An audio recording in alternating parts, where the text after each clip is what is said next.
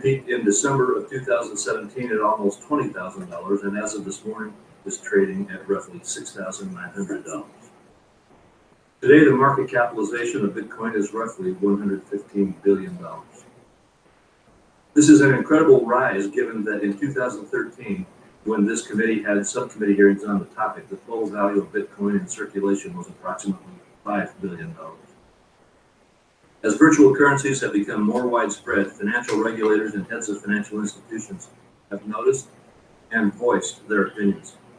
Regulators and heads of industry have tried to educate investors so they make informed decisions and ensure that the markets they oversee and participate in are working appropriately.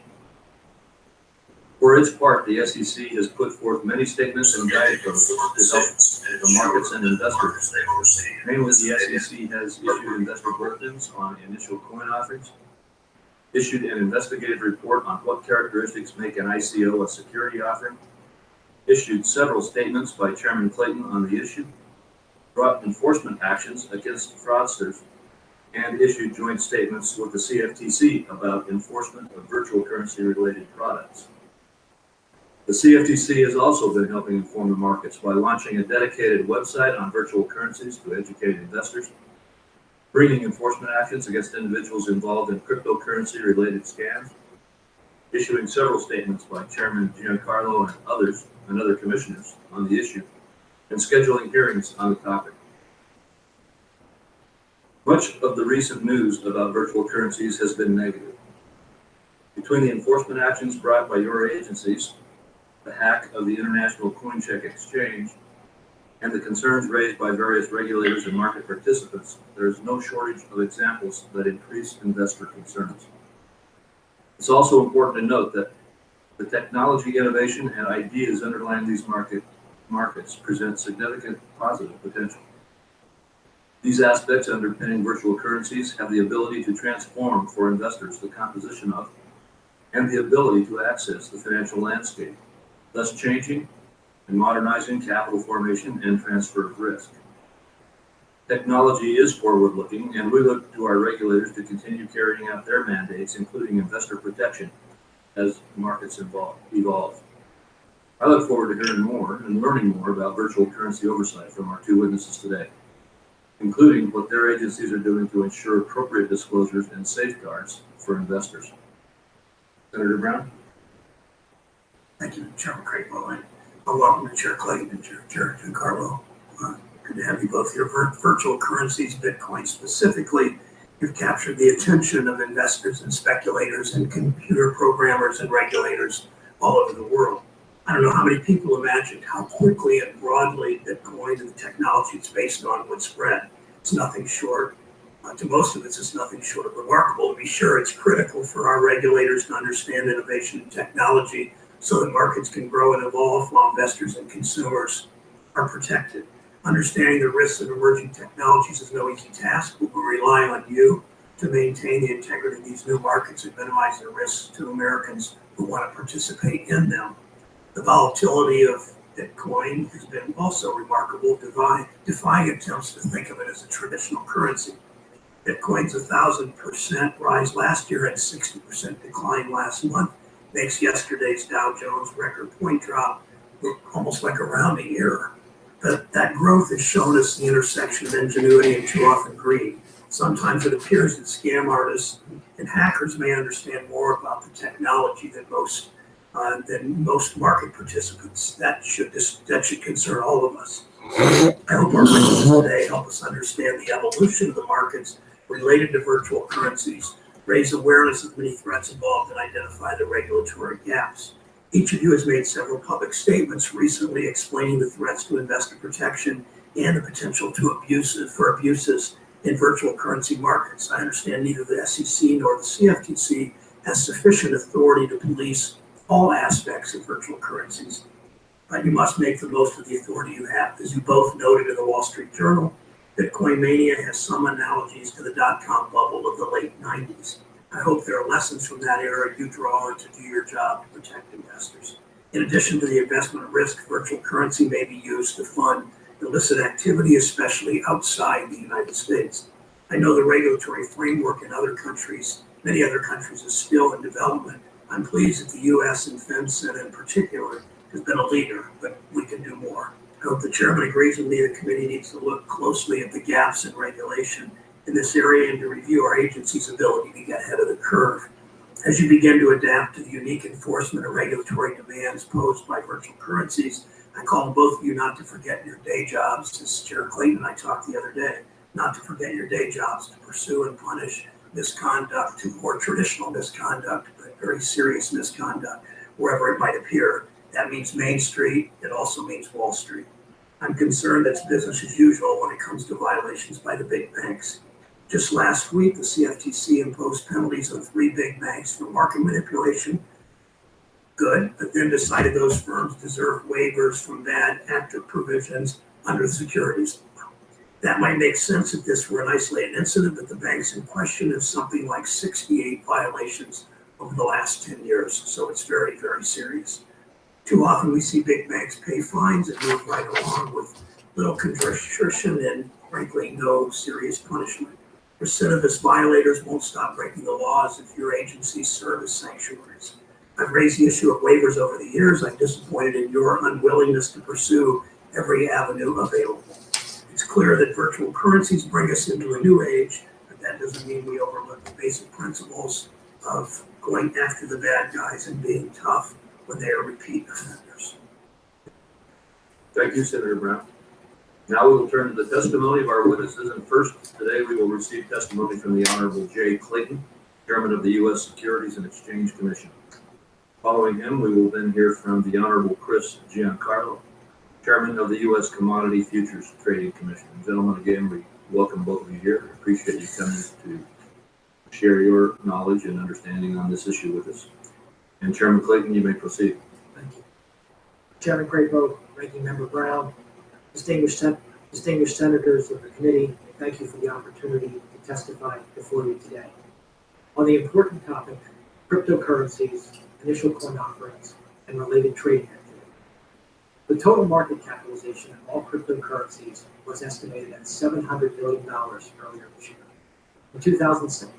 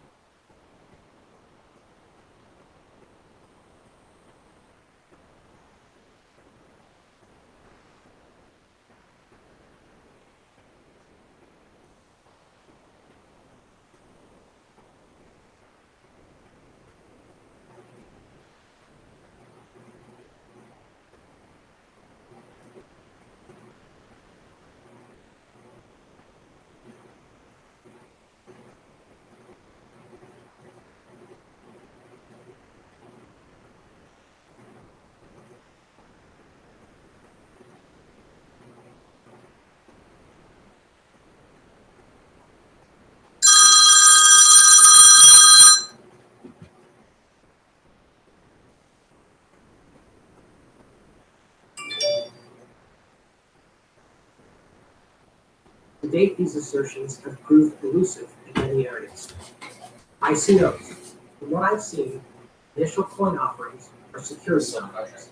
They are interesting companies, much like stocks and bonds, under a new label. Promoters use the term coin based on the fact that the security being offered is represented by a digital entry or coin on an electronic ledger, as compared with a stock certificate and a related entry in a company's records. You can call it a coin, but if it functions as a security, it is a security. Also importantly, an ICO may have nothing to do with distributed ledger technology beyond the coin itself. Buying an ICO does not mean you are investing in blockchain-related ventures. There are many problems with the way cryptocurrency and ICO markets are operating, but two are worth particular attention. First, the markets for these products have substantially less oversight than our traditional securities markets. To be blunt, if you are trading cryptocurrencies on a platform that looks like a stock exchange, do not take any comfort from that look. Our stock exchanges have extensive rule sets, and they are required to conduct surveillance. Also, broker-dealers who facilitate securities trading have capital and conduct requirements. These requirements, and others, without a doubt, are necessary to protect those markets and our investors. Second, many ICOs are being conducted illegally. Their promoters and other participants are not following our securities laws. Some say this is because the law is not clear. I do not buy that for a moment. The analysis is simple. Are you offering a security? If so, you have a choice. Follow our private placement rules or conduct a public offering registered with the SEC. A note for professionals in these markets. Those who engage in semantic gymnastics or elaborate structuring exercises in an effort to avoid having a coin be a security are squarely within the crosshairs of our enforcement division. So what are we doing about these problems? I look forward to discussing with you that question in more detail, but we'll start with a comment on jurisdiction and a comment on enforcement. We, the SEC, and the CFTC do not have direct jurisdiction over the popular markets that trade true cryptocurrencies. This is not an oversight. It is the result of a new product and market. The traditional currency markets did not need direct regulation by market regulators such as the SEC or the CFTC. They are sovereign-backed and regulated with a long history. Cryptocurrencies, on the other hand, have no sovereign backing or oversight, and again, to be blunt, are currently functioning as assets for trading and investment much more than as mediums for exchange. Please do not view this description as a request for expanded SEC jurisdiction. If asked, we will work with other regulators to evaluate and address this issue, including our friends at the Fed, our friends at the CFTC, and the state regulators. They all have a keen interest in this market. I'll close. I know my time is short. The extent that digital assets like ICOs are securities, I believe every ICO I've seen is a security.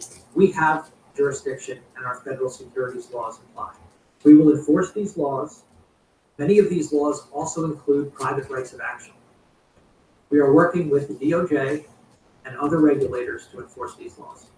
Thank you for your opportunity to testify before you today. Thank you for the opportunity to testify before you today. I stand ready to work with Congress on these issues and look forward to your questions. Thank you, Chairman Clayton. Chairman Giancarlo. Thank you, Chairman Crapo, Ranking Member Brown, and distinguished members of the committee. I've submitted a written statement for the record that details the CFTC's work and authority over virtual currencies.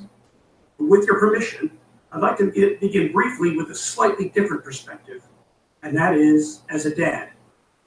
I'm the father of 3 college-age children, a senior, a junior, and a freshman. During their high school years, we tried to interest them in financial markets. My wife and I set up small brokerage accounts with a few $100s that they could use to buy stocks. Yet other than my youngest son, who owns shares in a video game company, we haven't been able to pique their interest in the stock market. I guess they're not much different than most kids their age. Well, something changed in the last year. Suddenly, they were all talking about Bitcoin. They were asking me what I thought and should they buy it. One of their older cousins, who owns Bitcoin, was telling them about it, and I got all excited. And I imagine that maybe members of this committee may have had some similar experiences in your own families of late. It strikes me that we owe it to this new generation to respect their enthusiasm about virtual currencies with a thoughtful and balanced response, not a dismissive one. And yet we must crack down hard on those who try to abuse their enthusiasm with fraud and manipulation. And we must thoroughly educate ourselves and the public about this new innovation. We must make good policy choices and put in place sound regulatory frameworks to reduce risks for consumers. Putting my CFTC hat back on, I suggest that the right regulatory response to virtual currencies has at least several elements. And the first is to learn everything we can. At the CFTC, we've launched a new initiative called Lab CFTC to engage with these innovators and inform the agency about virtual currencies and other financial technology. Next is to put things in perspective. As of 8 a.m. this morning, the total value of all outstanding Bitcoin is about $113 billion. We have a slightly different figure than you have, Chairman, but close. The point is that that's less than the market cap of one large publicly traded company, McDonald's. The total value of all virtual currency in the world is around $313 billion. In comparison, global money supply is around $7.6 trillion. And because Bitcoin is sometimes compared to gold as an investment asset, the value of all the gold in the world is around $8 trillion, which dwarfs the size of the virtual currency market. The next task is to tell the public what we learn and educate consumers. There's a lot of noise around virtual currency, and regulators must help set the record straight. The CFTC has produced a large amount of consumer education materials on virtual currencies, including written statements, podcasts, webinars, and a dedicated Bitcoin website. We've even scheduled visits to libraries and briefings for seniors. We've never conducted this much outreach for any other financial product. Another element is regulatory coordination. Because no one agency has direct authority over virtual currencies, we have to work together. That includes us, the SEC, the Fed, the IRS, the Treasury's FinCEN network, and even state banking officials. And the next element is to exercise our legal authority over derivatives on virtual currencies while clarifying our statutory limitations. To be clear, the CFTC does not regulate the dozens of virtual currency trading platforms here and abroad. We cannot require them to meet requirements like trade reporting and market surveillance, standards for conduct, capital requirements, or even cyber protections or platform safeguards. That these are all standard regulations in the futures markets we oversee. Yet through our authority over commodity derivative markets, we do have enforcement power over spot coin markets. And with newly launched Bitcoin futures, the CFTC can now obtain trading data and analyze it for fraud and manipulation in 5 underlying spot markets. And that leads to the final element, and that is tough enforcement. Led by the CFTC's Virtual Currency Enforcement Task Force, we've launched several civil actions over the past few weeks, cracking down on fraudsters and manipulators, and more will follow. In closing, I want to quote something that Chairman Clayton and I wrote recently in the Wall Street Journal. These markets are new, evolving, and international. They require us to be nimble and forward-looking and coordinated with state, federal, and international colleagues and engage with important stakeholders, including Congress. I'm glad to be with you today, and I hope my kids are listening. Thank you very much. Thank you, Chairman Giancarlo. I'll begin the questioning. First, I will say I've had those dinner conversations with my own children, and you're right.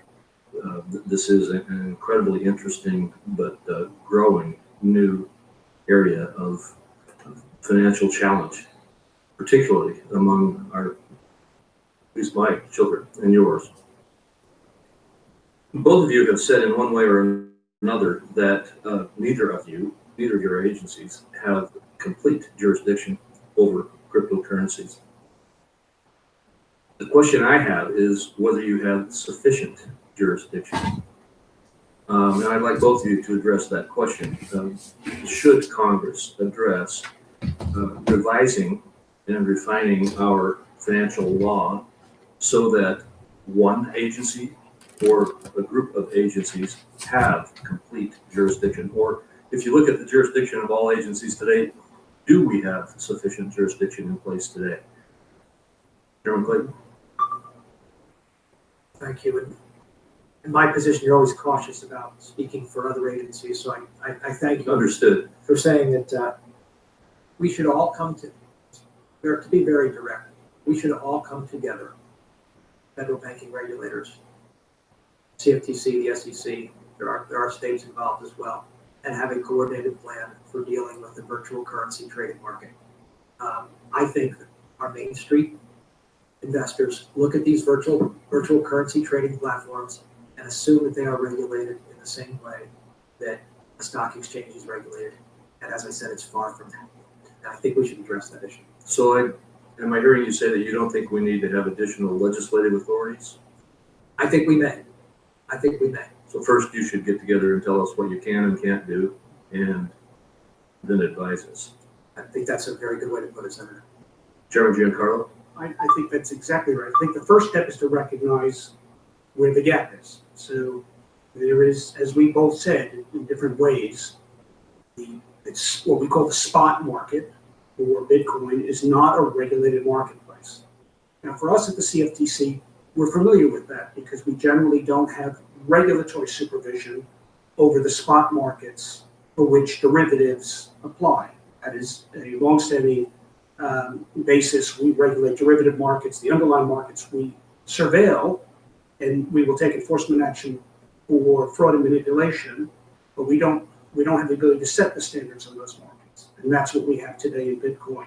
And unless it's an ICO, then as Chairman Clayton described, he also doesn't have jurisdiction. So there is that gap, and I think the starting point for an informed conversation is there is that. Now, there are other elements to it. There are other agencies that come to bear on this. So state regulators, there's a patchwork of state regulation across the nation. Some states have been very assertive in this area, other states less so, and some states have nothing. FinCEN, as you referenced, has also been active in the area in terms of anti-money laundering and know your customer requirements. So there's a patchwork here, but there's not a comprehensive structure, and that's something that I think is a policy discussion, an important one to be had. All right, thank you. And you've led to my next question. Much of the activity in the virtual currency markets is cross-border and international. And so that raises obviously the question of what challenges does that present, and what is the appropriate role for FinCEN? Both of you would like to respond. I only have about a minute left, so we'll take about 30 seconds each if you will. I will try to be quick. The international nature of this market is why a patchwork is probably not sufficient if it's going to continue to develop as a significant market and one that our Main Street investors access. From FinCEN's perspective, there are reports that we all have heard that these cryptocurrencies are used for illicit activity. I think FinCEN has been stepping up in that regard, and I encourage them to continue to do so.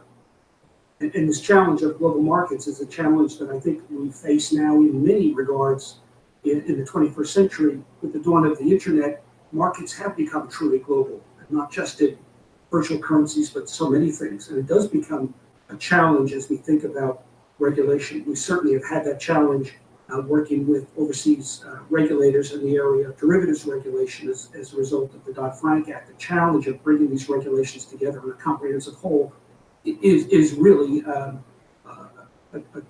tremendous challenge for all of us. So in this area, it requires a lot of new thinking. Well, thank you. I appreciate your remarks from both of you on these issues. And I would encourage you to form that work group, get together between yourselves, state regulators, other appropriate federal regulators, and evaluate exactly what our regulatory structure should look like in America to deal with this, and let us know your thoughts, your further thoughts on that. I'd appreciate it. Senator Brown. Mr. Chairman, Chair Clayton, again, nice to see you. Last year, initial coin offerings raised about $4 billion globally. You've testified that SEC is focused on policing these transactions to protect investors. How much of that $4 billion was raised in the U.S.? It's not clear. It's hard to get a number on that because this has been conducted on largely an unregulated basis. But I imagine, Senator, a significant enough portion where we should be paying attention. And my understanding is during the last few months, the SEC has taken 4 enforcement actions targeting coin offers for serious violations of law. I mean, that speaks volumes about the work the challenges in front of you. The Chairman, in response to the Chair's question, you both talked, leading with you, Chair Clayton, about agencies working together and the importance of that on this and other issues. Your testimony highlights cooperation between the SEC and CFTC, Chair Clayton, regulating Bitcoin and other virtual currencies. It doesn't mention any cooperation with the Consumer Financial Protection Bureau. Hundreds of consumers have filed complaints with the Bureau about virtual currencies. How have you been coordinating your work specifically on this, but in other areas too with CFPB? On this area, largely through the FSOC. At the FSOC, I believe I have made it very clear my views in this area, and that this is an area that we should all be on the lookout for, on the lookout with regard to from each of our perspectives. The CFPB is a member of FSOC, and they have heard my comments there. On an enforcement perspective, we're in the securities area. We don't see the CFPB on the securities action, but I could check on that. In the past few months, Deutsche Bank, Credit Suisse, UBS, Deutsche Bank, Credit Suisse, UBS, HSBC have been fined over $300 million by other regulators for various forms of market manipulation. But SEC has been quiet under your watch. One study by a Georgetown law professor found that SEC has, quote, virtually stopped enforcement actions against large entities, often referred to as Wall Street firms. How do we have confidence, Mr. Chairman, in that the SEC is willing to hold Wall Street accountable when the trend in penalties and actions is going the wrong way? Yeah, I actually saw that. I saw that report. It probably doesn't come as a surprise to you that someone sent it to me. I found it annoying, to be honest, because it didn't reflect the fact that the gestation period for the cases we bring is roughly 22 to 24 months. So any type of statistics, necessarily have a latency period to them. Our enforcement division put out a report that talks about the numbers in a comprehensive way. I'm happy with that report. I'm also confident that the people who are in our enforcement division and leading it, many of them former federal prosecutors, two of them heads of the Securities Task Force in the Southern District of New York, former heads, are pursuing our securities laws vigorously. I have no doubt. They come to work every day, and they have my full confidence. I hear you say that, and I believe you when you say that. I remember the last SEC, and it wasn't you, the last SEC under Republican president, how they were asleep at the switch. So as the chair of the governor of the Richmond Federal Reserve used to tell me, watch us and let us know you're watching us. But I'm further troubled by a statement by one of the SEC's enforcement co-directors last fall that SEC might lose 100 of its enforcement staff by not replacing those who leave. Compared to 2016 figures, this would reflect a 7% reduction in enforcement headcount. So how are you going to stay on top of developments in virtual currencies and the other enforcement, all the other areas that we just talked about, and to be able to fight traditional misconduct? How are you going to do that when you're not replacing them, if in fact that's the case? That is, Senator Brown, personnel is my biggest challenge. And we have a hiring freeze as a result of natural increases in costs, a hiring freeze, and people retiring or taking other jobs. It reduces the size of the workforce at the SEC. I could use more people in enforcement. I could use more people in trading and markets. Those are the two areas where I think the American people would get the greatest return for additional bodies. So when you come in front of us, and I appreciate your candor, when you come in front of us and tell us that you're having trouble filling those jobs and I've got no trouble. I just can't. well, okay, then I guess trouble that way. All right, did because of the freeze. Isn't that message to those who want to game the system and those who want to defraud the system? Isn't the message is the SEC is not the cop on the beat that even the new chair wants it to be? Do I want more bodies to do more? Yes. Is the message that somehow we're asleep at the switch? Absolutely not. And with your budget that's coming out, our understanding is the budget. I hope the freeze is lifted. I hope the budget is enough, and I hope that you will speak to us and ask, particularly people on the other side of the aisle, for the dollars you need and the flexibility you need to put those cops on the beat. I think I've been very straight about incremental amount of money and where I think value can be at. Thank you. Senator Shelby. Thank you, Mr. Chairman. Chairman Clayton, you and Chairman Giancarlo, you're chairman of two powerful regulatory bodies, but you have different jurisdictions. Anything that smacks of security comes somewhere in your range, does it not? Dealing with a commodity, something that could be deemed a commodity, clearly goes in your range. The Federal Reserve is the biggest bank regulator we have, and also the Treasury is involved in this. How are you going to put together a task force? Can you do it on your own through the administration to deal with the cryptocurrencies? Because you got the Fed, you got the Treasury, you got the commodities, you got the securities, perhaps some others that we hadn't thought about before this gets out of control somewhere in the world. Let me start. Yes, sir. By recognizing the Treasury Secretary. He has brought us together. That's good. CFTC, Somewhere in the world. SEC, and representatives of the Federal Reserve to talk about this, because Senator, you're exactly right. That the funny thing about these cryptocurrencies is they only work if they're integrated with.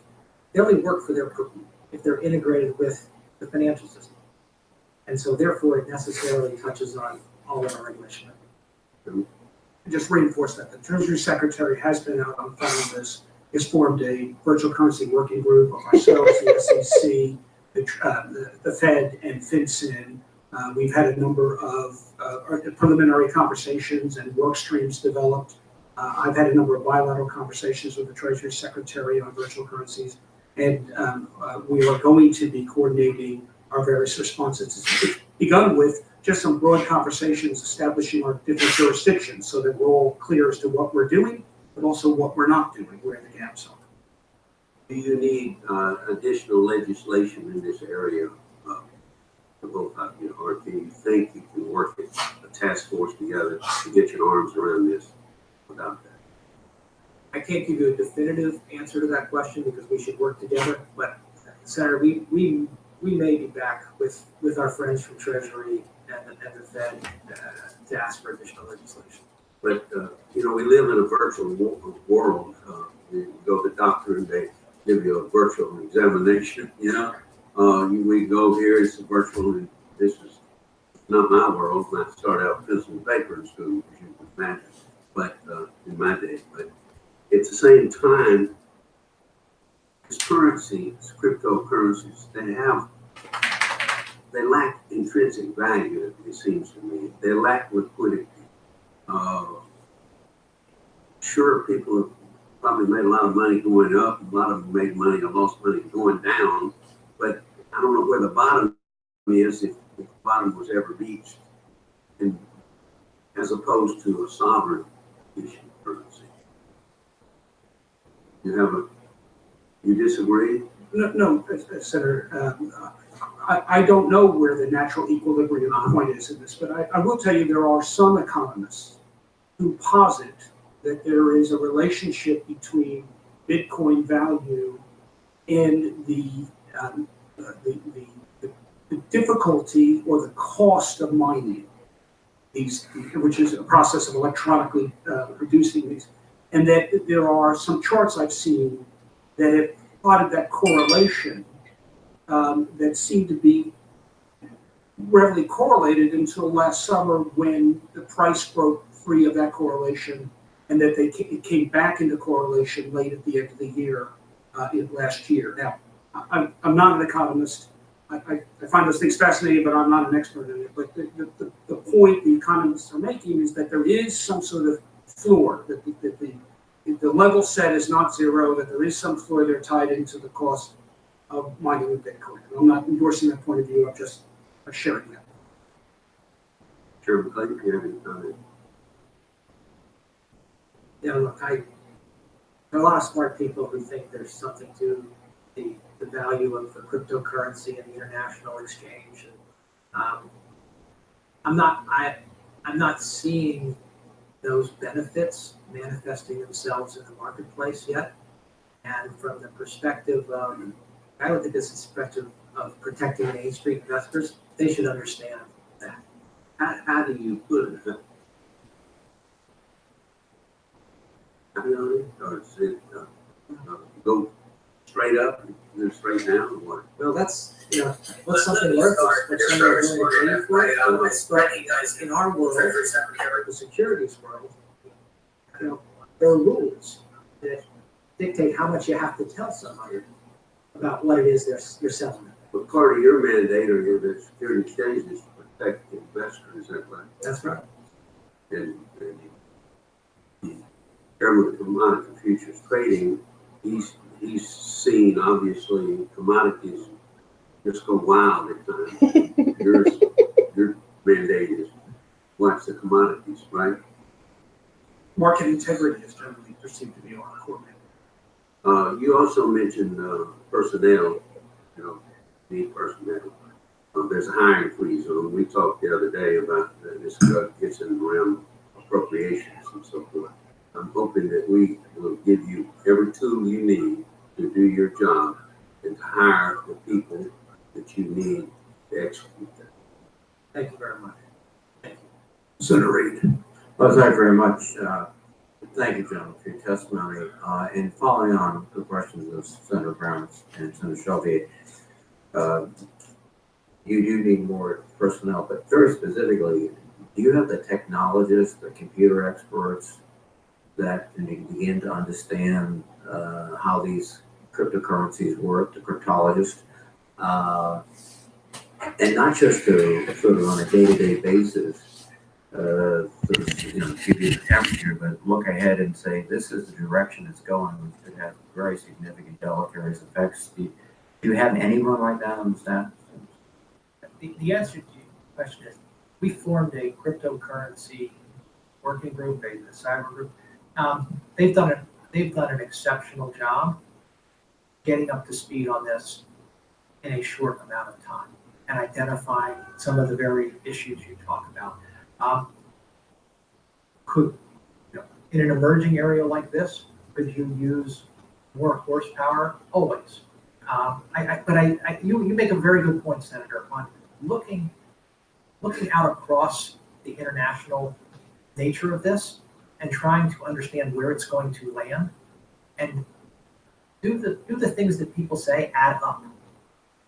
That is a very important. Where are the technologists located? If you don't have them, I presume you don't. Is it? We have.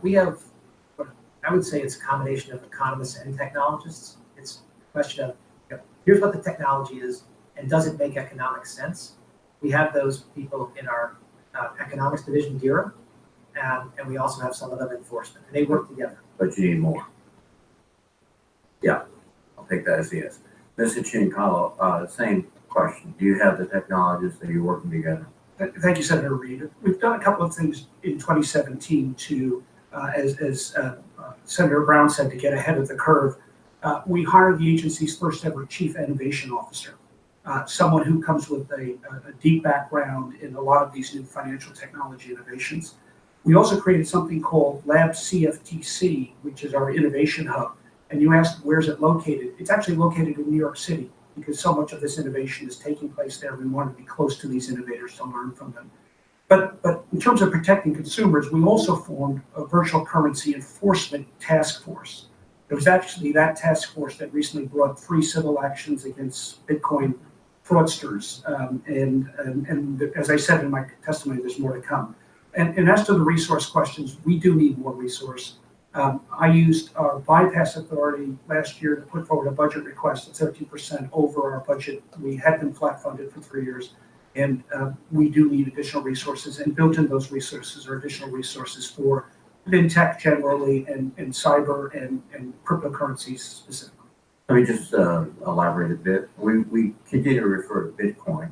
That is just one cryptocurrency.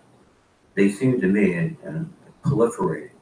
And every day there's a new variety of cryptocurrencies. Some of them out and out fraudulent. Some of them based on the same Bitcoin technology or processes. But just the sheer expansion of these cryptocurrencies is an issue, one. And then two, because my time is short, I have one other slightly unrelated question to Chairman Clayton, is are you tracking all these different daily emerging currencies, one? And two is, again, goes back to my sort of step back question, is someone looking long term at the systemic effects? Where are we going to be? This is eerily reminiscent of the late 90s in derivatives, which were nominally small parts of the market that were esoteric, et cetera. And then, of course, 10 years later, exploded. So why don't you start with Mr. Giancarlo, the chairman, and I'll finish up with the chairman. Thank you very much. So you're absolutely right. Bitcoin is one of many. However, of the many, there's really a handful that have gotten significant traction. And so that's important, though, for listeners to know, because so many of these are fraudulent, as you said. We went after one, and just mentioned it because I think it's interesting, called My Big Coin, which became known as My Big Con, by people that were defrauded by it. It was people that really were taking, it was a Ponzi scheme. They were taking consumers' money and using it to buy houses and furniture and jewelry. And we went after them hard, and we will continue to do that. In terms of systemic risk, right now this is still a relatively small market just by ratio, but as you say, we have to watch it and watch it carefully. Mr. Chairman. And so, as I mentioned, the SEC doesn't have direct jurisdiction over pure cryptocurrencies, but we have had to watch it because, of course, they're integrated with the markets that we do oversee. And to your question of does 10 make sense or 15 or 20 make sense? I have a hard time getting my head around that because if it's an efficient medium of exchange, 15 of them fluctuating in different places probably doesn't make a lot of sense to me. But that's where I'm at. On the systemic, I agree with Chairman Giancarlo. But if people are getting ripped off, that presents reputational risks that can have systemic effects. We can go in and wrap the question, money laundering, evading, et cetera, but just changing gears 1 second, and I'll make a comment and then follow up with a written question. There is some consideration, I refer to the SEC allowing in public offering, initial public offering, bars to sue, i.e. forced arbitration. I think that would be a very bad idea, and I'll make the argument and right I'm happy to address the question. But we're out of time on that right now, so we'll have to do it. with you can we'll talk. Senator Rounds. Thank you, Mr. Chairman. Gentlemen, I'm just curious. I go back to where I learned with a pen and pencil to begin with as well, and we did not have a quill at that time, but we did have number 2 lead. And as I get into this and learn more about this thing, it's fascinating to see how quickly things are moving, and yet everything that we talk about seems to translate back into dollars and cents yet. That has not changed until now. Suddenly we're talking about a new type of exchange, and it sounds almost like bartering to me. And it's a bartering which could avoid the determination of a value in dollars and cents, which brings up the question of how do you tax it if you need to? How do you recognize income? But also, in this particular case, I noticed both of you identified that you have existing resources and regulatory oversight capabilities that you are utilizing today. And while I question whether or not there are seams that have to be filled, it would appear that some basics that maybe a lot of us don't quite understand still have to be answered. And I just want to just start out because I think, Mr. Clayton, you started with this discussion with regard to the issue of whether or not you had control over an ICO, and the fact that if they were issuing, in this particular case, Bitcoin or the opportunity to market it, you had identified it as a stock or at least a value of something. What is, in this particular case, that thread that you utilize once again? And can you delve into that a little bit more about how your agency responds to the regulatory need in this particular case? What is the specific item that you look at as being an item which is subject to your review? A security in what? The definition of a security is broad, and it includes. I'm going to not use the technical terms. There's Supreme Court cases and things like that, but it includes if you are offering me a security or offering me something, a coin, and I give you money, and the purpose of me giving you that money is to profit from your efforts going forward. If I give you money, you give me a coin and you say, I'm gonna take the money and I'm gonna grow a business and that's gonna increase the value of that coin. And by the way, Chairman Clayton, you can trade it to somebody else. So you may be able to get value for it tomorrow. In fact, you probably will get value for it tomorrow. Buy now so you can get more value for it in a few days. That's a security. So commodity-wise, if we're looking at trading commodities, you would not have an interest in the subject of investigating or reviewing whether or not the trading of an ag commodity was something. And yet, when we talk about the CFTC, we're talking about a different story where commodities most certainly are an item of interest to you. Is Bitcoin, or are these as currently being traded, are they a commodity or are they a security or are they both? What's so challenging about Bitcoin is it has characteristics of multiple different things. One of the phrases that's often used is that Bitcoin is a medium of exchange, a store of value, or a means of account. Well, those three things have different connotations to them. If it's a medium of exchange, then it's like a currency-like instrument. And yet, as we've seen, a number of means of exchanges have been closed to Bitcoin. There was recently a Bitcoin conference that stopped accepting Bitcoin for registrants because they couldn't process the payments. So, yet it's still spoken of as perhaps a means of account. And in that case, it has implications from the Fed and currency.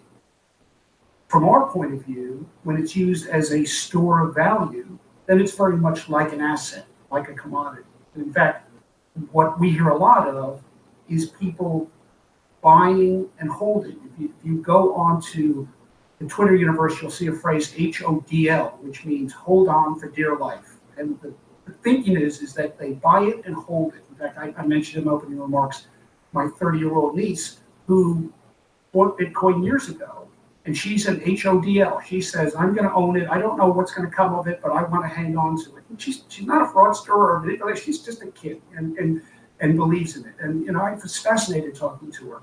And I think she represents a lot of folks that think there's something in this, I want to hold on to it. And so in that regard, from our point of view, it's a commodity. And if there's a derivative on that, we regulate it. The problem is in the cash market, we don't have the regulatory authority, it means we can't set the standards. But what we will do, and we are doing, is looking for fraud and manipulation. And we intend to be very aggressive, if nothing else, so that people like my niece can have some security that there's not fraudsters and manipulators out there, and there are far too many of them.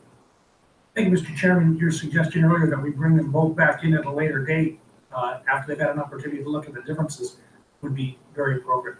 Thank you, gentlemen. Thank you, Major. Senator Warren. Thank you, Mr. Chairman.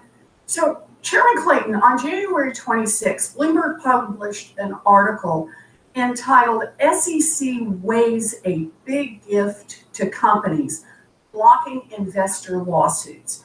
Now, as you know, class action lawsuits are how investors can hold companies accountable when they defraud people.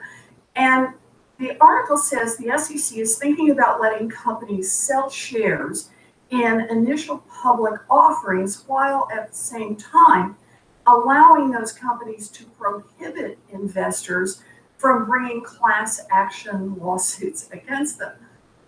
Wow, are you forcing investors to give up class actions when they've been defrauded? The SEC has never allowed corporations to bar investors who get cheated from bringing class action lawsuits. So I just want to get a straight yes or no answer from you on this. Do you support this enormous change in SEC policy? So I think you know that you can't prejudge an issue that may come before the SEC, but I'd be happy to talk to you about this. And let me get to the bottom line. I can't dictate whether this issue comes before us or not because of the way it has come before the SEC in the past. But I'm not anxious to see a change in this area. Okay, so I'm reading tea leaves here. No, you are, because I'm not, I mean, you run this agency, the change can't happen without your approval. I think it's Actually, fair for the, that's actually not right. If it came up before the agency, I'm only one of 5 votes. I'm gonna guess there are gonna be at least 2 votes against that. And that you, at best, will be the deciding vote. Senator, I don't want to prejudge the issue. If this issue, but I want to be practical. If this issue were to come up before the agency, it would take a long time for it to be decided because it would be the subject of a great deal of debate. And like I said, in terms of where we can do better, this is not an area that is on my list for where we can do better. Okay, so I tell you what, Chairman Clayton, I'm gonna let you get away with that. Well, Because what I'm reading is real skepticism about a rule like this. The SEC's mission is to protect investors, not throw them under the bus. And I can't think of anything that would do more harm to investors than saying they have to pre-waive their rights to sue a company in a class action when that company cheats them. So, like I said, it's not a change that's on. I hear you. So let me ask you about something else, and that's the fiduciary rule. Financial advisors who put the high fees, the commissions, the kickbacks, the prizes they can get for recommending a specific product ahead of the interests of their clients cost hardworking Americans trying to save for their retirements about $17 billion every year. And that's why President Obama and the Department of Labor put the fiduciary rule in place to eliminate these conflicts of interest in retirement accounts like 401ks and IRAs. Now, less than a month after you were sworn in as chairman of the SEC, you issued a request for information asking for public comment on rulemaking related to the standards of conduct for investment advisors and broker-dealers. Can you state to this committee that any rulemaking you do on this topic will not weaken the existing protections for retirement savers? I'm making an absolute statement like that. Yeah, an absolute statement. You are not going to weaken rules for people who are trying to save for their retirement.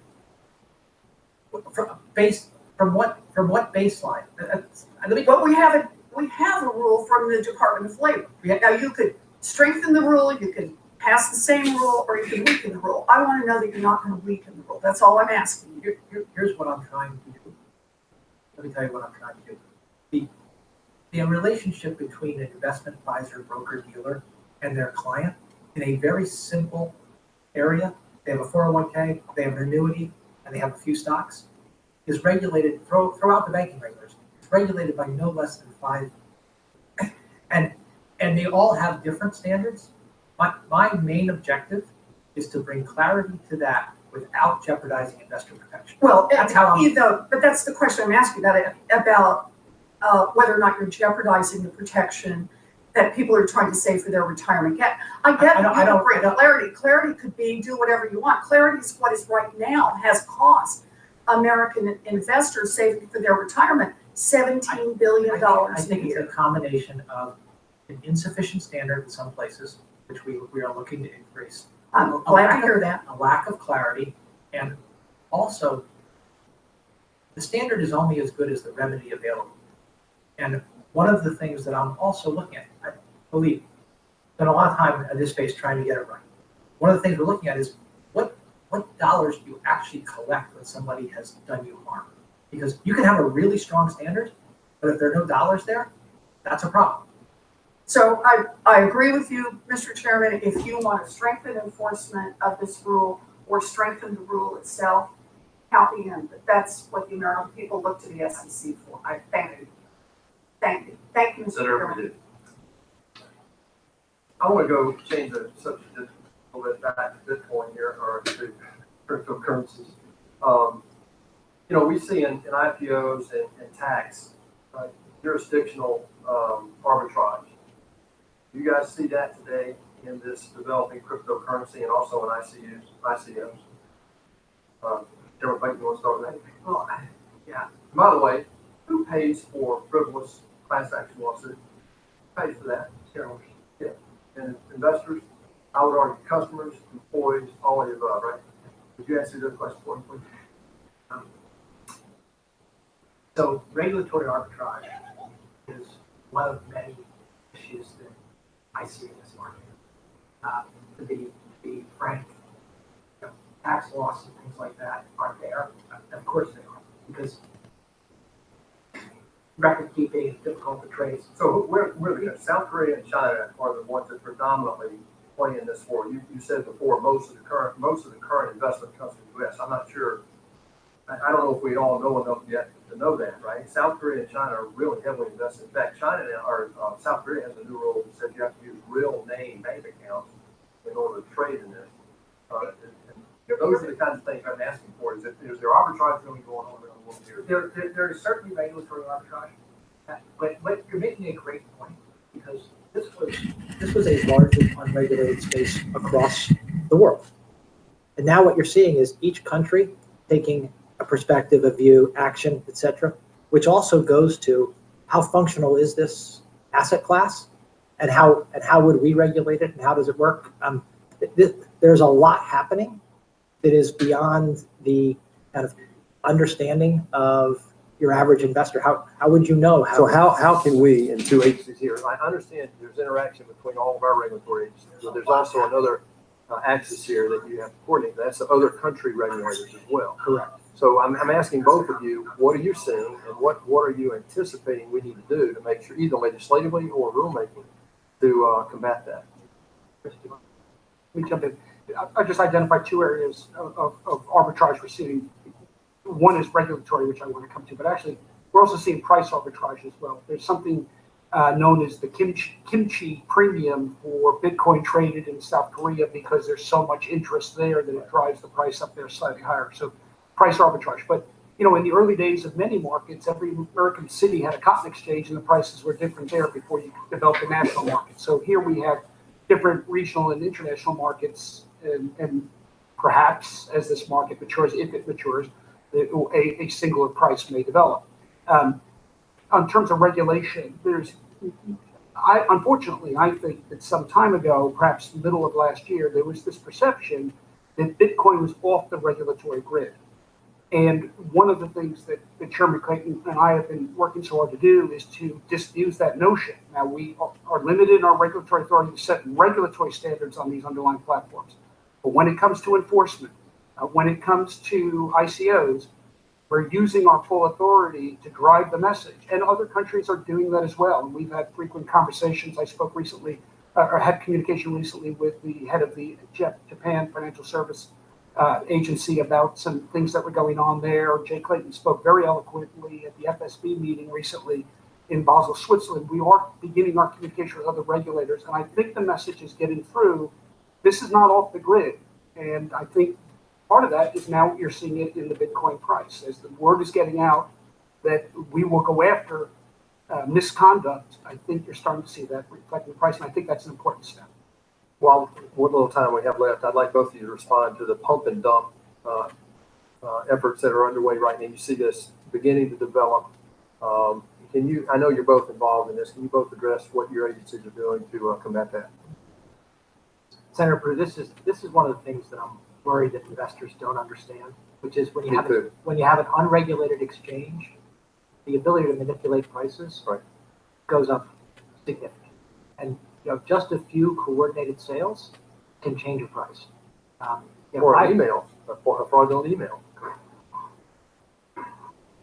I've mentioned we formed this virtual currency enforcement task force. I mean, we've got some really good people on this. And as we brought 3 actions in the last few weeks, I said there are more to come. There are more to come. We are digging deep and learning a lot and seeing a lot. And I don't want to get ahead of that, other than say that we are working the beat hard right now. And you have jurisdictional right to do that, right? We have enforcement jurisdiction. Yes, we do.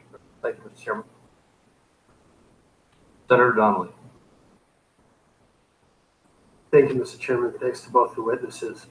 And this would be to both of you. Now that the SEC and the CFTC have asserted jurisdiction and warned the public of the risks posed by virtual currency operators, what other ways can your agencies prevent retail investors from falling victim to fraud and manipulation? Yeah, I'm happy to take this question, Senator. Earlier, Senator Ranking Member Brown mentioned what are we doing with the CFPB. We've actually formed a partnership with the CFPB to consumer education in the area of Bitcoin. One of the things I've learned recently is that America's libraries are a place where a lot of people go and research Bitcoin. In fact, they use the library computers. One of the most frequently searched items from a library computer is the Bitcoin. And so we're teaming up with CFPB to go out to America's libraries to educate librarians, who often get some of the questions asked, to be able to direct library patrons to use our resources, our Bitcoin website and our other resources. So we are really getting very creative in the area of consumer education. I've mentioned we've got several podcasts on this subject, which are with thousands of downloads. We are working as hard as we've ever worked. We've never done as much work on consumer education as we've done with virtual currency. We also have an Office of Investor Education that has been engaged with a number of groups on this, and I think they've done a terrific job getting the word out. In terms of like getting the word out, though, there are financial intermediaries and other actors that we're counting on to act responsibly in this area. Okay, deal with their Well, let me ask you a follow-up, and it goes to the point you just made about the libraries and others. Are you concerned that retail investors will remain vulnerable to fraudulent and manipulative online solicitations that are sometimes more difficult for you guys to pick up? In the broad range of marketplaces, seniors seem to be the prey of choice for fraudsters and manipulators. Whether it's in precious metals, whether it's in foreign exchange, whether it's in a whole range of products, we see and we prosecute continuously fraudsters who seek to and fall prey to get rich quick schemes or schemes that say we'll guarantee 100% returns and all kinds of nonsense like that. And it's a big part of our enforcement effort at the agency. Let me ask you this. And this goes to perspective and to hopes and dreams. But what warnings would you give? There was an article in the Washington Post yesterday, and it was about good, hardworking Americans, people who have worked really hard and want to have a pension. It was about a group of our friends and neighbors from Kentucky. And the title of the article was "Bitcoin is My Potential Pension." What would you say to them to help protect them from winding up in a situation a few years from now where it didn't quite work out the way they were hoping? It's such a troubling development, Senator, unquestionably, which is why we're putting out so much material. But what I would say to them is it's the same advice I give my children. If it sounds too good to be true, it is. If they're promising ridiculous returns, they're ridiculous. If you're going to give them money, you better be prepared to lose it. I agree with everything that Chairman Giancarlo said. I also would say this to them, which is there are things like disruptive technologies that come along, but they shouldn't disrupt the way you look at markets for us or the way you look at investing. Pumping all of your money into a disruptive technology has a very high likelihood of not working out for you as an individual. When we see disruptive technologies come along, there will be winners, but there will be many losers. That's the way it works. Let me ask you one other question. How can both of you best assist law enforcement and federal authorities to ensure these virtual currencies are not used by terrorist groups or nations like North Korea to evade sanctions? So we work very closely with law enforcement. We recently commenced a program with the FBI where we actually have FBI agents on secondment with our agency in order to look at this. At the end of the day, the use of these cash markets for that, it's going to require cooperation amongst multiple agencies, especially with FinCEN, who often, because of their anti-money laundering operation may see some of these issues before we can, and then bring our expertise to bear and coordinate with our law enforcement agencies. Same here. I would supplement that with, we also have a dark web working group that tries to monitor what's going on in that space in order to identify these types of issues. Thank you, Mr. Chairman. Senator Kennedy. Thank you, Mr. Chairman. Welcome, gentlemen. I think you're both doing a terrific job. Chairman Giancarlo, when is the last time you bought a stock, exchange traded fund, mutual fund, or a bond?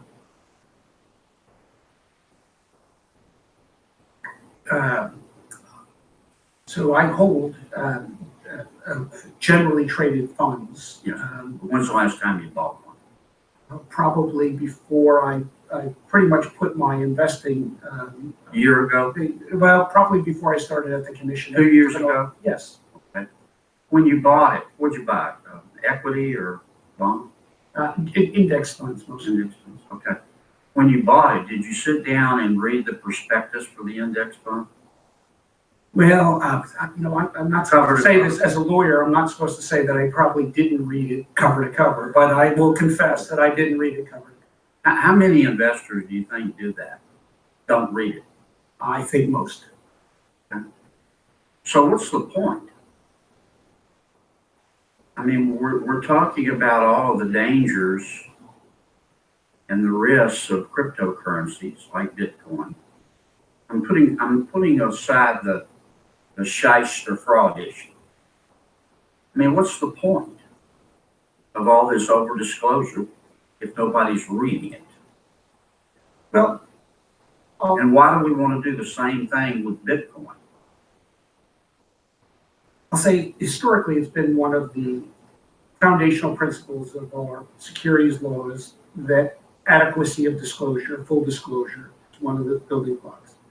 I will tell you, having been in business, that most business people will tell you, study the prospectus only to see what they can sue on if they need to sue on something if something goes wrong. I mean, I think you see where I'm going. I'm going to ask you both a philosophical question in a second about how far you think we ought to go to protect people from themselves. But I don't think the disclosure we have right now works. I think it's good for the lawyers and it's good for the financial advisors. But I think we over disclose. And I think you can, I'll bet you each have a smart lawyer on your staff. You could go to them and say, write me a good disclosure for Bitcoin. And you would get it back and look at it and then pick 50 names from the Washington, D.C. phone book and ask them to come in and say, read this and tell me if it makes sense to you. I mean, what's the point? How far do you think we ought to go here in terms of cryptocurrency? I'm separating this from the blockchain technology. I mean, China outlawed it. So I think South Korea has too. What are you suggesting, that we just go after the shysters and fully disclose? I mean, is that what you think we ought to do? Well, Secretary, yes. Or Chairman? I think that is exactly the question we're here to pose and take forward, which is, what is the right way to deal with this new technology? I'm not, as just a person watching it, I'm not satisfied when I see people thinking that these trading platforms of cryptocurrencies have the same kind of protections that a stock exchange would. And I'm very unhappy that people are conducting ICOs, like public offerings of stock, when they should know that they should be following the private placement rules unless they're registering with us. Those two things make me unhappy. Figuring out how to deal with them is why we're here. I agree with you that we should be careful not to go too far. But for me, just to be clear, for me in this ICO space, it's pretty clear that when people are violating our securities laws work pretty well. Disclosure can be improved. It can really be improved. Well, let me make this suggestion because I don't want to go over. Last time I asked questions, I got a little carried away. I think I went over 3 minutes. And our ranking member put me on double secret probation. I'm not going to do that today. Like I have the power to do that. He does. The disclosure, I mean, you can extend the disclosure we have now to Bitcoin, and you haven't done anything. I'm not suggesting we shouldn't have disclosure, but you got to have disclosure that makes sense and helps people other than the lawyers. I agree, Senator. Senator Warner, I usually agree with my friend from Louisiana. I think we may be on top of something that is transformational, and I don't think you can separate the underlying distributed ledger or blockchain from some of these crypto assets. And if we had the same rate of increase that the next 2 years that we've had the last couple of years, we're talking now a couple $100 billion, we'd be at north of $20 trillion caught up in this area by 2020. And I think I remember back, I was lucky enough to get in the cell phone business back in the early 80s, and everybody thought it was going to be a small business, and they were wrong, and I got rich. I think we're looking at the same kind of transformation about to take place, and we are going to have to wrap our arms around it. We've talked about some of the consumer protection issues, but we've got money laundering issues. We've got cybersecurity issues. A third of the Bitcoin exchanges have been cyber hacked between 2009 and 2015. I'm not exactly sure what the right regime ought to be, but I would argue that, while I commend the Treasury Secretary for putting a working group together, I would argue this is the reason we created FSOC in the first place, that this rises potentially to the level of a systemically relevant event.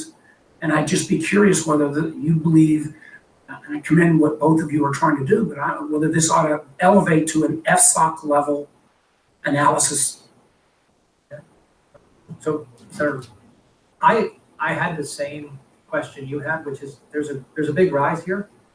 If it does keep going, is this a systemic issue? Which is one of the reasons we brought it up at FSOC, talked about it at FSOC. I again commend the Treasury Secretary for forming a working group. I want to go back to separating ICOs and cryptocurrencies. ICOs that are securities offerings, we should regulate them like we regulate securities offerings. End of story. I'll make sure, because I've got a couple more points. Thank you, Senator. Just real quickly on the issue of disclosure, sometimes what we're seeing is not a problem of absence of disclosure, it's false disclosure. And false disclosure is often fraud, and I think we need to step in there. But just in terms of discussion, as Chairman Clayton mentioned, we have begun discussions at FSOC.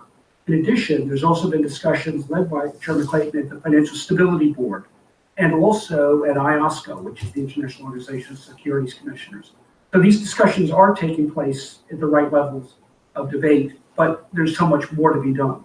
And again, to my friend from Louisiana point, we've got this, we're focused on a lot on Bitcoin and crypto assets, cryptocurrencies, and I think there's even definitional issues here.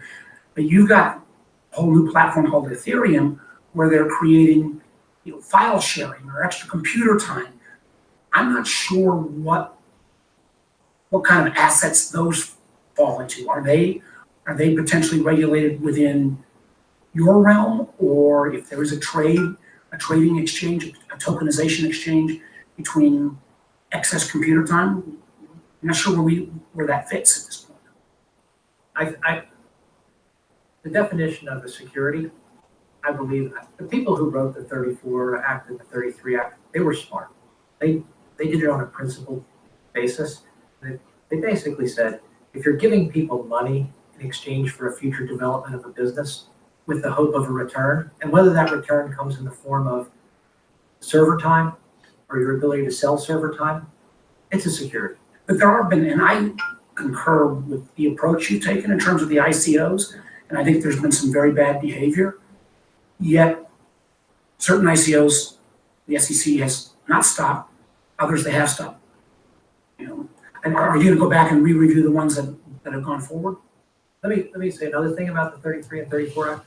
when they were written, there was a great recognition that there was a tremendous amount of securities activity in this country, and that we were going to rely on gatekeepers to help us enforce those, and liability to help us enforce those rules. Accountants, lawyers, underwriters, sellers, and the like. I'm counting on those people to do their job, and I've made that clear. Let me ask Chairman Giancarlo, what we did, and one of the things I'm concerned about was that I think we may have moved too fast on allowing, for example, futures trading on Bitcoin. And I just wonder, you've allowed future trading contracts on Bitcoin, yet the SEC has not allowed ETFs. I'm just worried that we need a much more coordinated effort, because I think the potential writ large amongst crypto assets and the underlying blockchain could be as transformational as wireless was years ago. And I think we're going to need a much more coordinated effort. I know my time's expired, but if you could both quickly comment on that, I appreciate it. I believe it is critically important that we coordinate on this. I believe that we are all both individually and collectively understanding our authorities, understanding this new technology, working around it. There was a communication amongst myself, Chairman Clayton, the Treasury Secretary, and others in connection with Bitcoin futures. And Bitcoin futures are quite different than the Bitcoin market. Bitcoin is an anonymous area. Bitcoin futures is fully transparent to the regulator. Bitcoin retail, Bitcoin futures mostly institutional and high net worth. Bitcoin futures regulated. Bitcoin futures regulated. Bitcoin unregulated. And with Bitcoin futures, we're now having visibility into underlying spot markets and data from those markets we would not otherwise have. Completely agree on coordination.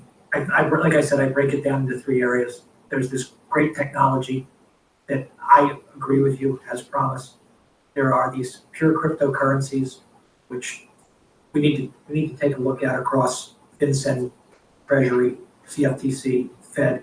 And then there are securities offerings that are called ICOs that should be undertaken as securities offerings, consistent with our regulatory regime. Senator Cotton. Thank you, and thank you, gentlemen, for your appearance today. I want to continue on the line of questioning that Senator Warner began. So putting aside Bitcoin or other kinds of cryptocurrencies that are based on blockchain or distributed ledger technology, what are your thoughts on the potential value of that underlying technology of blockchain and distributed ledger technology, both to enterprises and consumers and perhaps to government agencies? It's important to remember that if there were no Bitcoin, there would be no distributed ledger technology. It grew out of that technology initiative. And the potential applications, and by the way, I'm no pie in the sky dreamer. I just report what I read, but the applications range from enormous potential in financial services industry, in the banking industry, but right down to the way charity dollars are spent, the way perhaps refugees are accounted for across the globe. There was an article just this morning about the use of distributed ledger technology for 2.5 billion people around the world who don't have access to banking services. One of the areas that, in our own area of agriculture futures, 66 million tons of American soybeans were just handled through a blockchain transaction by the Dreyfus Company for sale to China. So Bitcoin is now being used. It's used in our American transportation logistics system. And most importantly, the potential of distributed ledger technology for regulators to be able to do really close market surveillance. And if it had been available in 2008, if we had been able to see the counterparty credit exposure of one bank to another bank in real time with precision, that would have enabled much more precise policy choices that had to be made in a rush without good data. So I think distributed ledger technology has got an enormous potential. Now, how it will be realized, when it will be realized, what are the other challenges in it, those we can't say, but the potential seems extraordinary. Thank you. Mr. Clayton?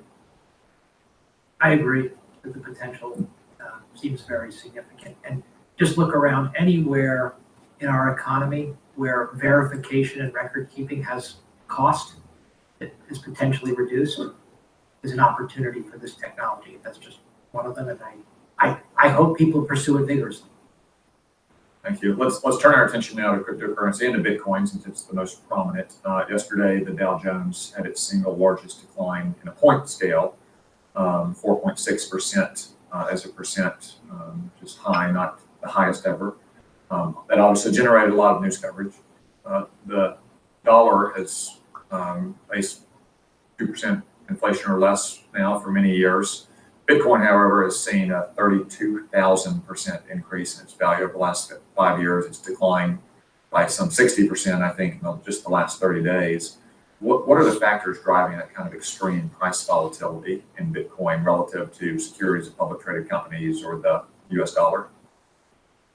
Well, just recently, the volatility you see in Bitcoin was not as large as volatility we've seen in some other asset classes, such as the VIX product, which is known as the fear index of volatility gauge. And so we have seen extraordinary volatility in Bitcoin, but in our world, in commodity derivatives, we're used to volatility in asset classes. And that's one of the things that the emergence of a futures product is meant to do, is to provide those who are exposed to that volatility means of hedging and mitigating the risk to that volatility.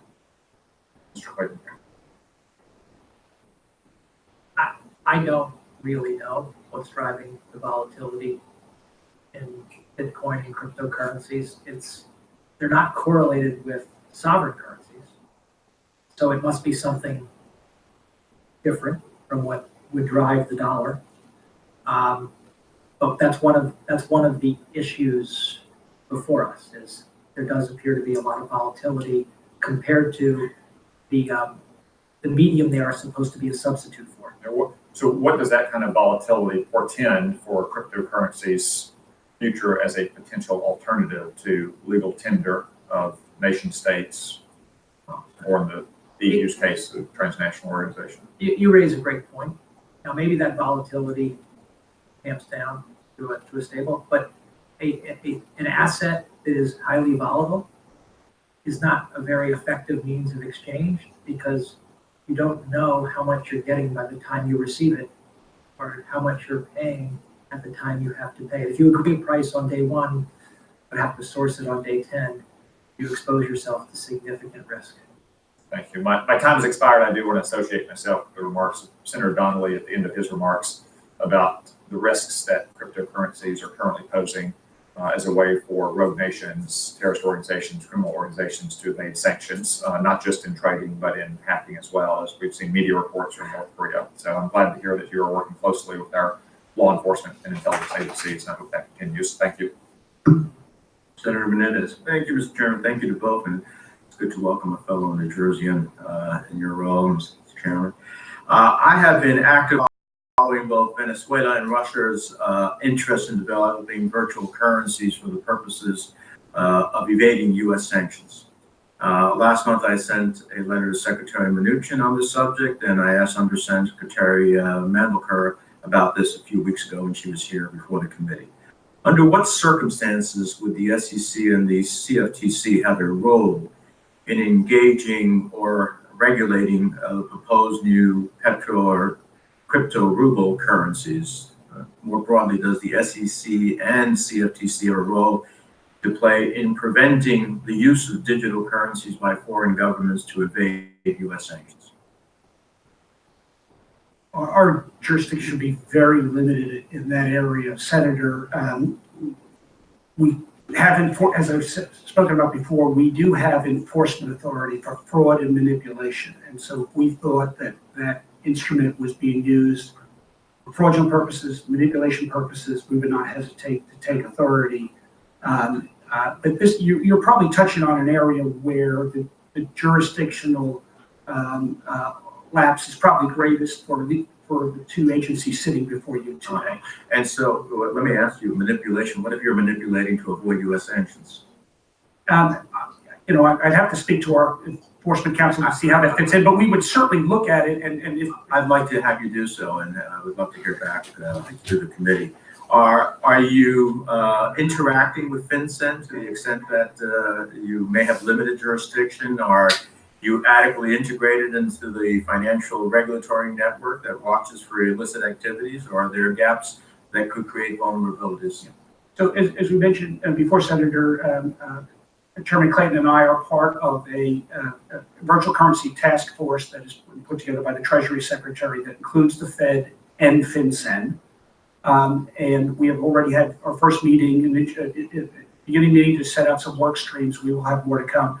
And it just so happens that I'm actually meeting with FinCEN's virtual currency team this week on a previously scheduled meeting to get some introductory discussion started of cooperation between our agencies. And so I look forward to actually asking them this question as well. Okay.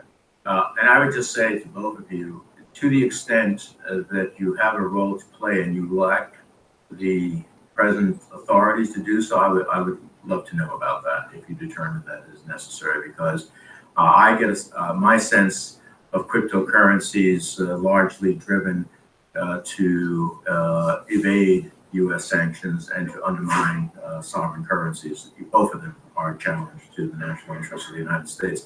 Let me ask you this. We've seen a dramatic increase in the number of initial coin offerings where private companies are using digital tokens to raise money instead of going to the capital markets. The Wall Street Journal reported that the initial coin offerings grew from about 96 million in 2016 to over 4 billion in 2017. Many of these ICOs are relying on celebrity promoters to gin up the sales. For example, last year, Floyd Mayweather, the boxer, used Instagram to promote the purchase of Centra tokens. Now, I've done extensive work on consumer protections in the prepaid card space, where we've seen celebrities like the Kardashians use their status to sell products that come at a steep cost to consumers. And this feels eerily similar to that, just the next avenue of exploitation. And I worry about unsuspecting investors that don't have the resources to understand the true risk. What can the SEC do to better protect investors who may be persuaded by celebrity promoters to purchase tokens offered in initial coin offerings without fully understanding the risks? Senator, I'm not going to comment on a specific instance, but some Talking about broadly. time ago, we put out an alert that said, if you are promoting securities, you're taking on securities law liability. I believe that has tamped down some of this endorsement activity. I will say it again right here. If you are promoting securities, you're potentially taking on securities law liability. Well, let me ask you, I appreciate that, and I hope that you will think about doing more to protect consumers. Can you walk us through why the SEC at this point is not comfortable with approving ETFs with significant investments in cryptocurrencies? Our ETF product space is largely a retail product space, and we've made it clear to the marketplace that there are a couple of issues with having ETF that's based on a cryptocurrency. They go to price discovery, custody, and some other issues around volatility. We've let the industry know that those are issues that are of concern to us, and that we don't want to approve an ETF product with a cryptocurrency underlier until we can get comfortable with those issues. Thank you. Thank you, Senator Moran. Mr. Chairman, thank you very much. I'm sorry you both have to crane to you're next to the left, so hard to have a conversation with me. But I'm delighted to be back on the committee, Mr. Chairman. Thank you very much. Let me first start by suggesting to you that if you have suggestions, I will probably not have the chance to see you in the Financial Services Appropriations Subcommittee before we take a look at FY19. Assuming that we're successful in the next few days on FY18 and budget caps, we'll have an opportunity to reconsider spending levels for FY18. You've made your request through the budgetary process, appearance before our subcommittee. But if there are priorities in which, as we go back to potentially increase funding in any levels of jurisdiction within FSGG, I would welcome your input as to what it is the highest priority. I heard the commentary earlier in regard to one of the questions, I think, to Senator Reed was the the hiring freeze has created challenges. I don't know that we can overcome that, but if it is personnel in a particular way or other things, it'd be useful for me to know. Thank you very much. And I didn't want to get ahead of the process.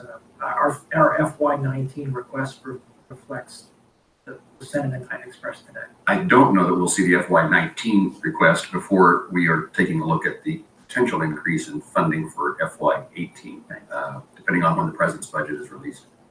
But I would offer that. It doesn't need to be today if there's any suggestions you'd like to convey to me. The issue of, you may have answered this question just now with Senator Menendez, Mr. Chairman Clayton, but doesn't you indicate why you were reluctant or unwilling at the moment to approve an ETF proposal? But doesn't ETFs, just as options do on its exchange, mitigate the concerns, reduce the volatility, and increase price discovery and reduce risk? So additional products, my question really is, don't additional products help alleviate some of the challenges we face, or is Bitcoin or cryptocurrency so unique that it's different than other items that are traded on exchanges? I think that CFTC product has that effect. It's largely an institutional product. You can take both sides of the market, and it gives people a chance. ETFs, you can take both sides of an ETF, but predominantly they're offered for a long investor, someone who wants exposure to the rise and fall of Bitcoin or other currencies just as it would. And that's a different dynamic than a futures product. And we've long taken an investor protection view of approving those types of products, which is embodied in our liquidity, custody, and pricing rules. If we get comfortable with those rules, then we can move forward. Very good. Let me raise a different topic than cryptocurrency. One of the things that I've tried to pay attention to, and often in cooperation with the senator from Mexico, Senator Udall, is trying to modernize our IT system, particularly in the federal government. And you indicated, Chairman Clayton, about the $500 million loss in a Japanese cryptocurrency in your written testimony. We've now passed, as part of the National Defense Authorization Bill, what's been labeled as MGT Act. It's the Modernizing Government Technology. And what it does is create a fund for federal agencies to rid themselves of their legacy technologies and have access to dollars to replace that legacy, encourages moving to the cloud, again, with the opportunities for us to have better technologies and safer technology systems to reduce our vulnerabilities. I just would encourage you, you have a lot at risk in the safety and security of the data that you hold. And I welcome your reassurances that I'm sure you'll tell me that you're spending many millions of dollars and working diligently and you have the right personnel in place. But I would guess if we ask agencies of the federal government who have been hacked themselves and whose data has been released, they would have told us the same thing prior to that occurring to them. I'd be, first of all, delighted to be reassured that we will not be reading in tomorrow's paper or next month's papers that there's been a hack at CFTC or SEC. And then secondly, I just would offer you the opportunity to take a look at that legislation and see how it might be of benefit to your agencies and to suggest any ideas that you would have for what Congress can do to further strengthen cybersecurity within your worlds. Thank you. You're welcome. Thank you very much. Mr. Chairman, thank you. Thank you, Senator Cortez Masto. Thank you. Gentlemen, thank you. I apologize. I've been had another committee hearing going on at the same time, but I appreciate your written comments and the conversation today is so important. As somebody who was the Attorney General of the State of Nevada and worked on consumer protection issues, obviously weeding out any type of fraud is important in this space as well. So let me, though, start with a couple of questions that I have. I understand that companies that originated outside the cryptocurrency space, like Kodak and Burger King, have recently jumped into the cryptocurrency space. However, some critics have warned that companies are using blockchain as an opportunistic venture to pump up stock prices without having a clear business plan. One company, Long Island Iced Tea, I understand, changed its name to Long Blockchain and watched its stock soar. So are you concerned that companies may be utilizing blockchain as a scheme to pump up their stock prices? I'm going to just open it up to both of you. The short answer is yes. The longer answer is I've put out a warning in this space, and I've put out a warning to securities lawyers as well, which is nobody should think it's okay to change your name to something that involves blockchain when you have no real underlying blockchain business plan and try to sell securities based on the hype around blockchain. And when you say you put out a warning, what does that mean specifically? We put out published it's on the SEC website. I made a speech regarding this. But this is an area of concern to us. But anytime there's something new that people seek to raise the value of their securities without the underlying goods being there, right, is problematic. Thank you, Senator. So as you know, the jurisdiction of the CFTC and the SEC is slightly different in this regard, and so Chairman Clayton is rightfully concerned with initial coin offerings that are misrepresenting the affiliation, whether it be with Kodak or otherwise. We focus on fraud and manipulation broadly in instruments where there is wild claims for them. And I mentioned earlier a case we recently brought again on a Long Island firm called My Big Coin, which turned out to be My Big Con. There was nothing there. They were taking people's money and not investing in anything other than their own jewelry and houses and fancy cars and this kind of thing. We've been very aggressive in our using our enforcement authority. We've recently brought 3 cases just last month alone. I've said there will be more, and we are looking into this and monitoring markets very carefully. We believe that our big task is bringing enforcement cases and letting people see that, as well as consumer education, which I've also yeah, because it has a deterrent effect. You hope it does, right? Yeah. Okay, thank you. It's also been reported that more than 3 million Bitcoins have been stolen. That is about 14% of the Bitcoins, or 1 in 7 Bitcoins stolen. And on January 26, CoinCheck, a Japanese currency exchange, was hacked. In minutes, 430 million was lost to hackers. This follows another theft of more than 500 million from another exchange, Mt. Gox. If people put money into a stock or bond and it was stolen, they would have help. For example, the federal government's still trying to help investors recover the money stolen by Bernie Madoff. When virtual currencies are stolen by hackers, what can buyers do to get their money back, if anything? This is a very good point, and it's one that we've emphasized in our investor alerts, that when you engage in investing online with an offshore entity, the chances that we can do anything practical to get your money back are very, very low. In our futures market, for example, we have what we call system safeguards, requirements that futures exchanges have cyber protections in place, and they adopt best practices. For these underlying spot markets, which we don't regulate, we don't have the authority to require them to have cyber safeguards in place. And a lot of these companies are young, they're startups, they're focused on putting what resources they have into developing their technology. And in the case of some of the cases you mentioned, what I understand was the cyber protections just weren't there. Now, I know that the JFSA has been aggressive on this. We've had some conversations with them. We've asked questions, what are they doing about it? But unfortunately, the theft has already happened. Right? And so this is a problem. These underlying exchanges, while we do have enforcement authority, we don't have the same regulatory authority that we have in the markets that we oversee. That's our day job, as one of your colleagues mentioned earlier. And so therefore, this is a gap. We're the same kind of protection rules like custody. Right. It was gone.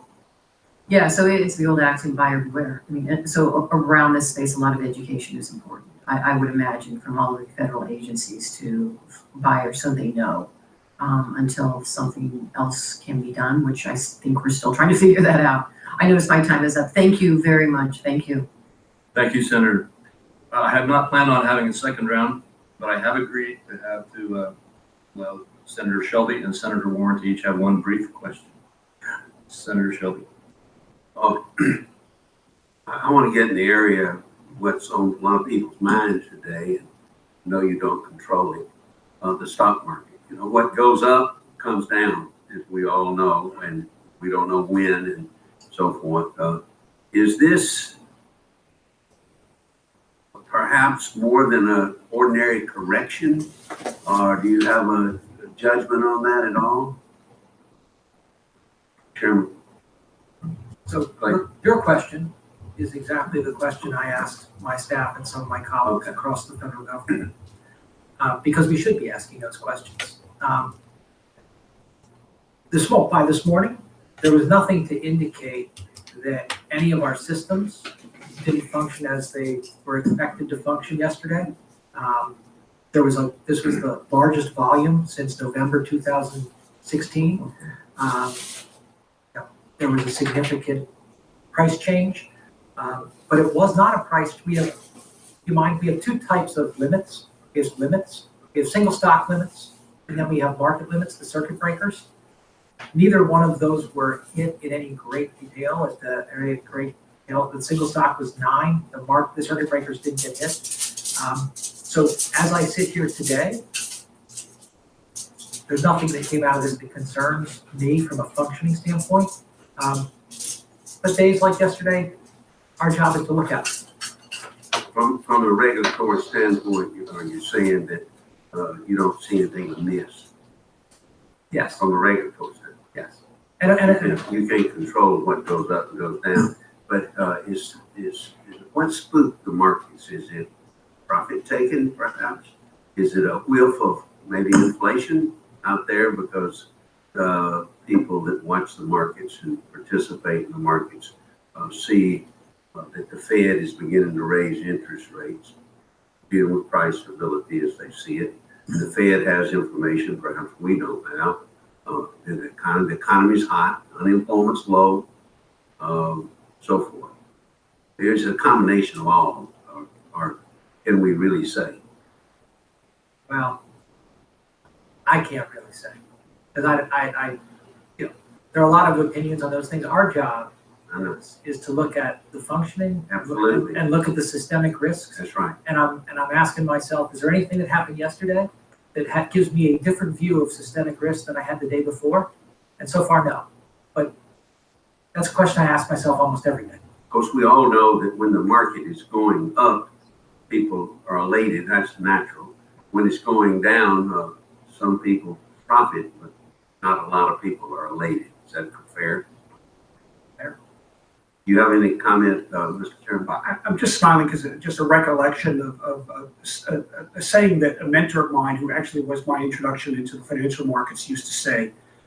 When I would ask him, who's an old hand in the markets, what drove the market up yesterday or down, he'd say, "Oh, it was up. Oh, more people bought than sold. Oh, it was down. More people sold than bought." And we laughed, but he said to me, he said, when you listen to the pundits and they say, well, the market was up yesterday because of this, that may have been why or may have not been why, but the reporters or the pundit needed a reason, so they take something out and that becomes the reason for the day. And I don't mean to be facetious, but markets are very, very complex, very, very complex. Very much. And sometimes it's oversimplified, and you hear it on the news, you hear it by people that are stock pickers, and they say, well, it was because of this. Well, I don't know how anybody really knows. Now, if there are fundamental moves, fundamental changes, and that's where we have to do it. And I share Chairman Clayton's views.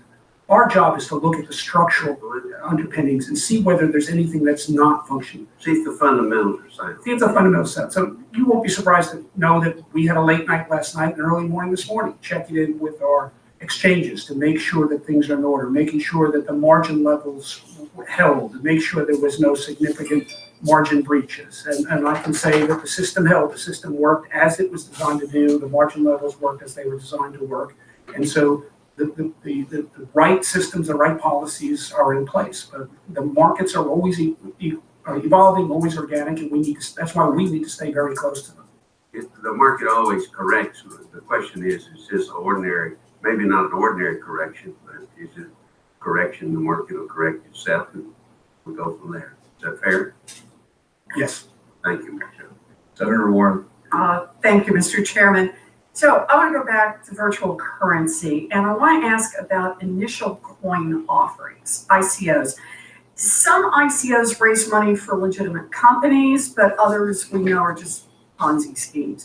And many of the investors in ICOs are just everyday Americans lured by aggressive marketing, promising very high returns. In fact, it is now so bad that Facebook recently banned all ads for virtual currency related products and ICOs because there were so many, quote, deceptive and misleading advertising that targeted regular consumers. So I just want to ask a little bit of a question around how we make ICOs safer.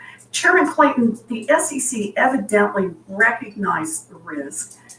So it announced last summer that it would consider certain coins to be securities under the Securities Act, meaning that they have to be registered with the Commission and comply with disclosure requirements. In 2017, companies raised more than $4 billion in ICOs. How many of those companies registered their ICO with the SEC? Not one. Not one. And as of today, how many companies have registered for upcoming ICOs? Not one. Not one. So we're still at zero. Can you just say a word about why that's so? Yeah, I don't think the gatekeepers that we rely on to assist us in making sure our securities laws are followed have done their job. We've made it clear what the law is. As I've said many times, there are thousands and thousands of private placements that go on every year in the US. We want them to go on. We want people to raise capital, but we want them to do it right. What ICOs do is they take the disclosure-like benefits of a private placement and then add to it the public general solicitation and retail investor promise of a secondary market without registering with us. And folks somehow got comfortable that this was new and it was okay and it was not a security, it was just some other way to raise money. Well, I disagree with that. So it is not new, it is new, but it is not okay and it is not another way to raise money. Correct. I'm understanding you to say it is a violation of the law. Yes. Registration really matters. When companies don't register their tokens as securities, they can hide information, and the SEC does not have the information it needs to monitor this market. I'm perfectly happy for these people to do private placements, but do them right. Don't try and do it as a private placement, but get all the benefits of a public. And then lever over into a public. Do all the other shenanigans there. Well, good. So should I take today as you're sounding a warning bell for people? Maybe they better pay a little closer attention to the law, or the SEC is going to pay closer attention to them? Yes, and it's not the first time, but I really appreciate the opportunity to do it today. Thank you. Thank you, Mr. Chairman. Thank you, Senator. And thank you to our witnesses. We appreciate not only your testimony today, but the work that you are doing in this critical area. I would ask you to get back to me on recommendations as you refine your evaluation of our current financial legislative system and whether we need to provide further clarification from Congress. With that, this hearing is adjourned. Are you here now? Thank you.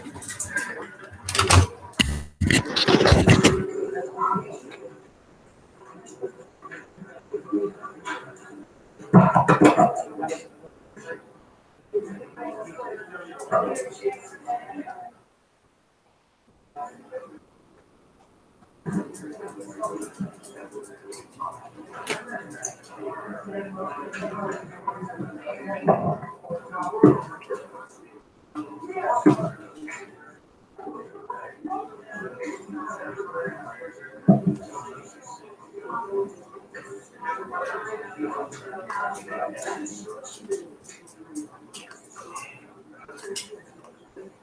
you.